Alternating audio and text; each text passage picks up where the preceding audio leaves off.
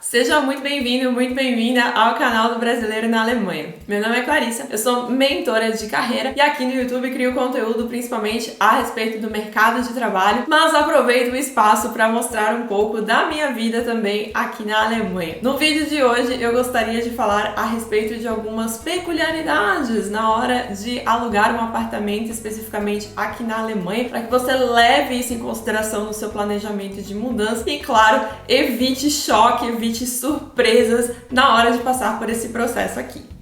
A primeira coisa que você precisa ter em mente na hora de alugar um imóvel na Alemanha é que este processo é muito difícil, principalmente por conta da concorrência. Ainda mais quando a gente fala a respeito das principais cidades na Alemanha, né, das maiores cidades na Alemanha, ou seja, Berlim, Munique, Colônia, que é aqui onde eu moro, Hamburgo também. Estas cidades costumam chamar muito a atenção dos imigrantes. Nessas localidades costuma ser um pouco mais fácil resolver uma ou outra coisa em outro idioma que não seja o alemão, por exemplo, o inglês, caso a pessoa não tenha o domínio aqui do idioma local. Então, por conta disso, são centros que costumam, de fato, atrair muitos e muitos imigrantes. E aí, claro que a busca por imóvel é ainda maior nesses lugares. Eu lembro que quando o imóvel onde a gente morava antes ficou disponível, né? Então, eu e meu marido alugávamos um apartamento aqui em Colônia, e aí a gente se mudou para esse apartamento onde moramos agora. E quando fizemos a entrega do imóvel, a dona contou pra gente que quando ela colocou o anúncio no ar de que aquele imóvel ficaria disponível, ela recebeu mais de 100 mensagens tentando agendar uma visita em menos de 24 horas. Então isso já dá uma noção muito clara da magnitude de como esse processo de fato é concorrido.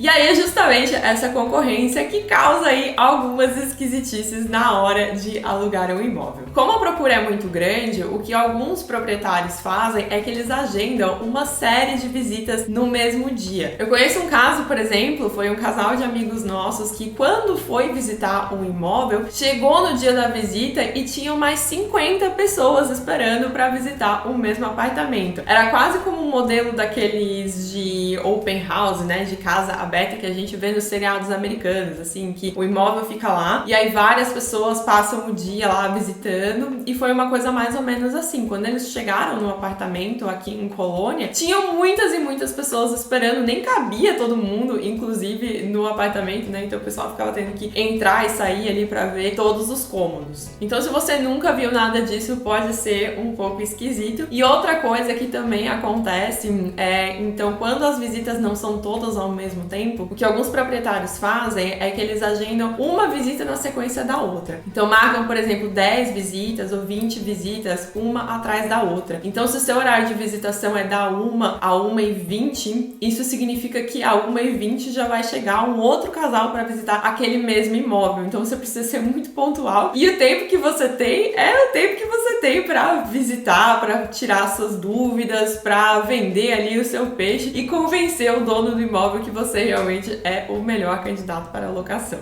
Entendeu? Além de ser uma experiência muito estranha, esse tipo de situação causa uma certa agonia, digamos assim, uma certa ansiedade, porque a concorrência por um imóvel fica muito evidente quando você vê todas essas pessoas que estão disputando o mesmo espaço. E principalmente para um imigrante recém-chegado, digamos assim, a concorrência é uma desvantagem ainda maior, porque nesse estágio existe uma série de fatores que não necessariamente trabalham a seu favor, né? Em muitos casos, você provavelmente acabou de começar um emprego novo, então você ainda está no período de experiência, provavelmente não tem muitos comprovantes de pagamento do salário ali para apresentar para um proprietário. Em muitos casos, né, o imigrante recém-chegado, ou na maioria dos casos, o imigrante recém-chegado não tem histórico de crédito. Então a pessoa que vai alugar o imóvel para esse recém-chegado não tem como saber se aquela pessoa é uma boa pagadora, não é uma boa pagadora, simplesmente porque não existem dados o suficiente para mostrar isso, né? Eu tenho inclusive um outro vídeo aqui no canal, vou deixar linkado nos cards aqui em cima, onde eu falo um pouco sobre como que eu e meu marido contornamos essas dificuldades no momento de fazermos a nossa primeira locação de imóvel aqui na Alemanha. Mas o principal ponto que eu queria chamar a atenção é justamente que esse tipo de visitação atropelada, digamos assim, né, com muitas pessoas, com muita correria, acontece. Isso é relativamente normal e fica aqui um alerta, então, para que você não se assuste na hora de passar por isso.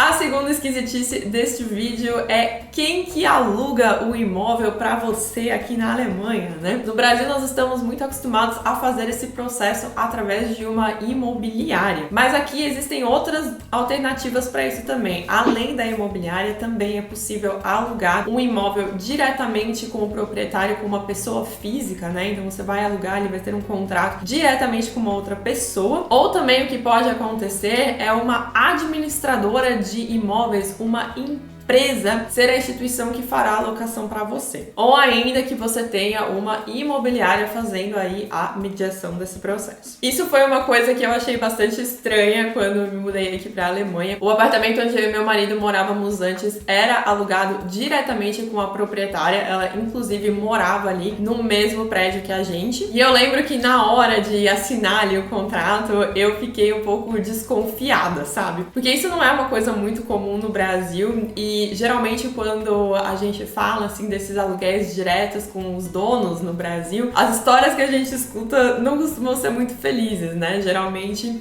são uns casos assim em que as pessoas tiveram problemas com os donos e eu tinha muito medo de uma coisa nesse sentido acontecer com a gente, né? Quem aluga o imóvel também é responsável ali por uma série de manutenções. Então tem coisas que quem precisa tratar é de fato o proprietário ou é de fato a instituição que está alugando o imóvel para você. E eu ficava com um pouco de receio, por exemplo, de ter algum problema, sei lá, um vazamento, ou imagina assim, um problema no aquecedor, né, no sistema de aquecimento do apartamento, e não conseguir resolver aquilo diretamente com o dono, ou porque a pessoa tá com má vontade, ou porque você não consegue entrar em contato, né, às vezes a pessoa tá, sei lá, viajando de férias, alguma coisa assim, e aí aquela situação demora muito para ser resolvida. Então isso era uma coisa que eu tinha um pouco de receio. Felizmente não foi o caso. A dona ali, os proprietários do apartamento onde a gente morava antes eram pessoas sensacionais, eu nunca tive nada pra reclamar, assim, eles eram muito, muito atenciosos. Nós tivemos pouquíssimos problemas com aquele imóvel e em cada uma das situações em que a gente precisou deles, eles foram super solícitos, super responsivos, então a situação foi resolvida muito rapidamente. Inclusive foi um dos motivos pelo qual nós moramos naquele apartamento durante tantos anos, mesmo não sendo um imóvel assim que realmente atendia todas as nossas necessidades.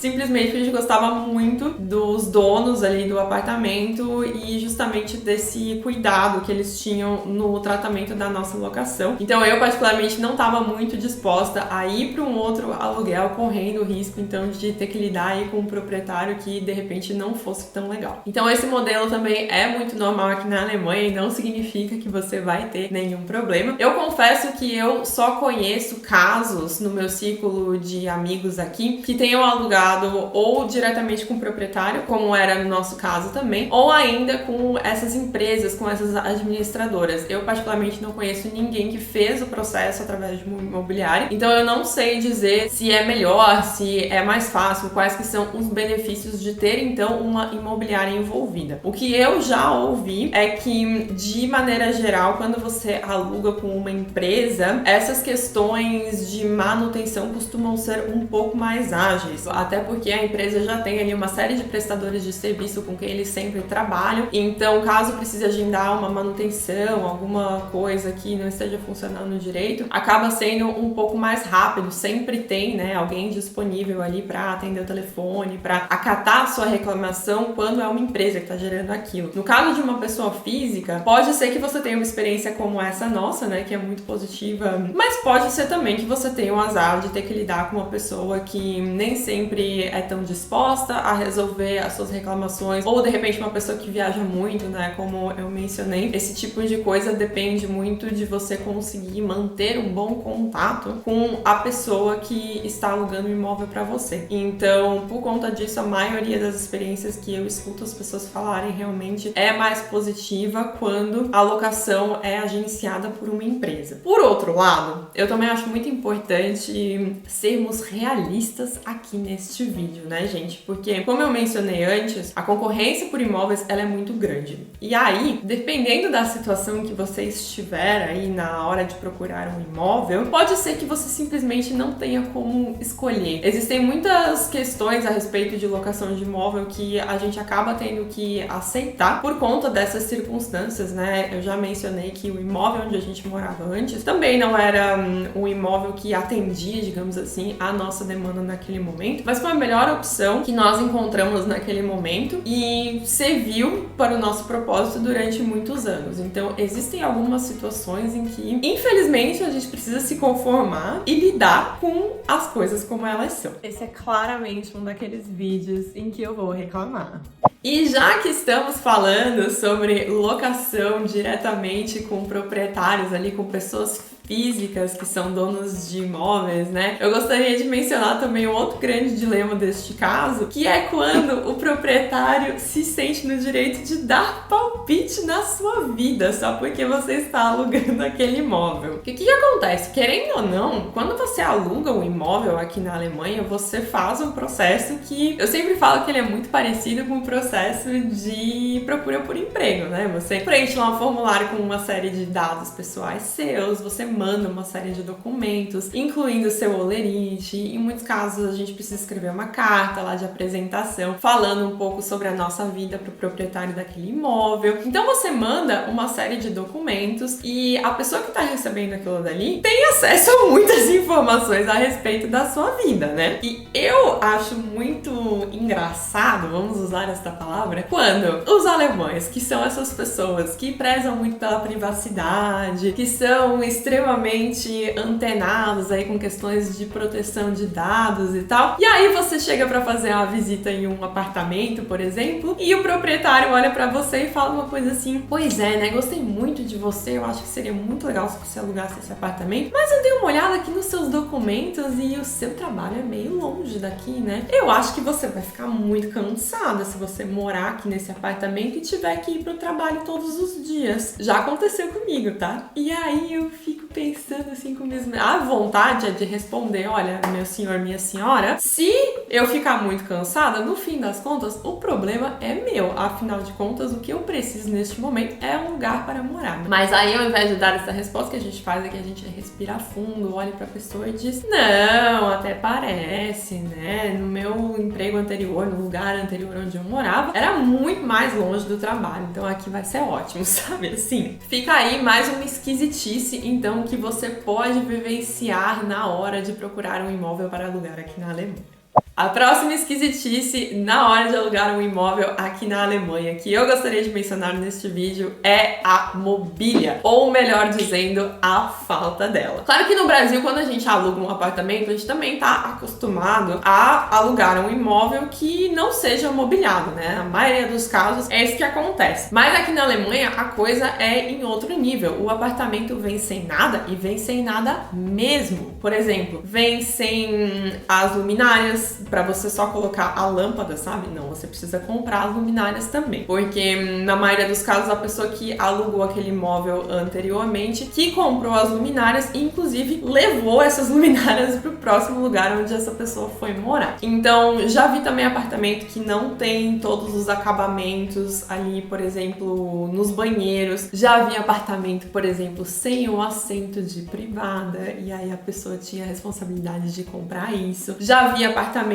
com um piso meio mal acabado, porque a pessoa que morava antes tinha colocado o carpê e teve que tirar na hora de sair do imóvel, na hora de entregar o imóvel, mas não necessariamente colocou um outro piso ali ou fez um acabamento, sabe? Então esse tipo de coisa você pode ter que encarar. E também o esquema da cozinha. A maioria dos apartamentos e casas aqui na Alemanha não vem com a cozinha montada, e eu acho isso o cúmulo. Eu não sei se eu acho isso mais cúmulo do que o negócio da luminária. Eu acho não ter luminária, pelo menos menos a luminária. Uma coisa assim absurda num nível que eu não sei nem explicar. Mas o negócio da cozinha também é uma coisa que eu não consigo entender. Porque o que acontece? O apartamento vem sem cozinha montada. E aí cada pessoa que aluga aquele apartamento tem que ou comprar uma cozinha inteira, né? Então comprar todos os móveis no tamanho ali da cozinha, comprar os elétricos também, né? Então forno, fogão, geladeira, micro-ondas, etc. Você acaba tendo que comprar tudo isso e, claro, instalar tudo isso em um cômodo que tem um desenho ali específico, né? Então isso não quer dizer que se você se mudar para outro imóvel, que aquela mobília que você comprou ali vai caber no imóvel para o qual você está indo se mudar na sequência. E o que eu acho muito esquisito é que as pessoas aqui, elas levam a cozinha, sabe? Olha as ideias da pessoa, né? Então assim,